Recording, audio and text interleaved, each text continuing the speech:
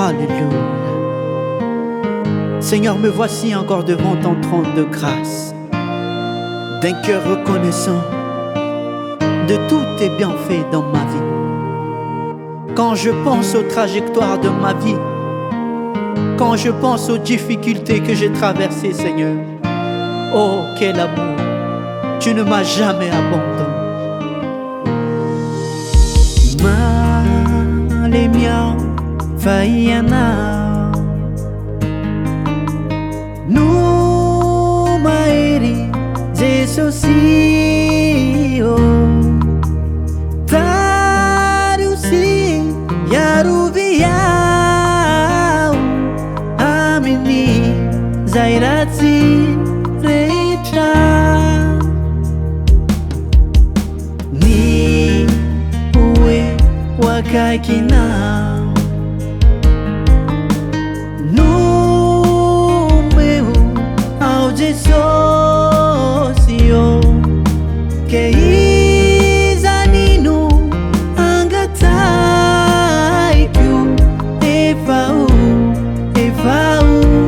Tumpuo Izanu Nanuana He tontani masasatra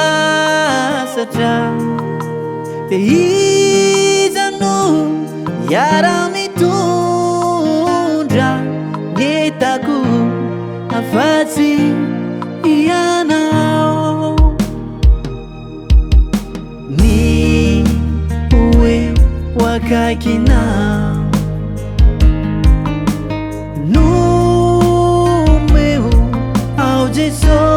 Jesosio Que izaninu angataiku Efau tumpuo. Alléluia. Seigneur, mon désir aujourd'hui, c'est de te ressentir encore plus dans ma vie. Je veux ta présence dans ma vie, Seigneur. Oh, je veux que tu sois le conducteur de ma vie. S'il te plaît, viens et inonde mon âme. Viens et conduis-moi dans ta volonté, Seigneur, pour toutes choses que j'entreprends dans ma vie. Alléluia. Reva utapita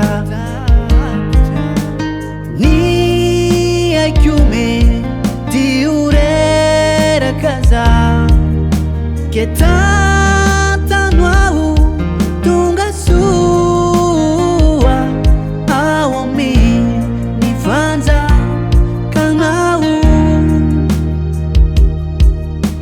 Ni uwe wakakina Numeu ao Jesosio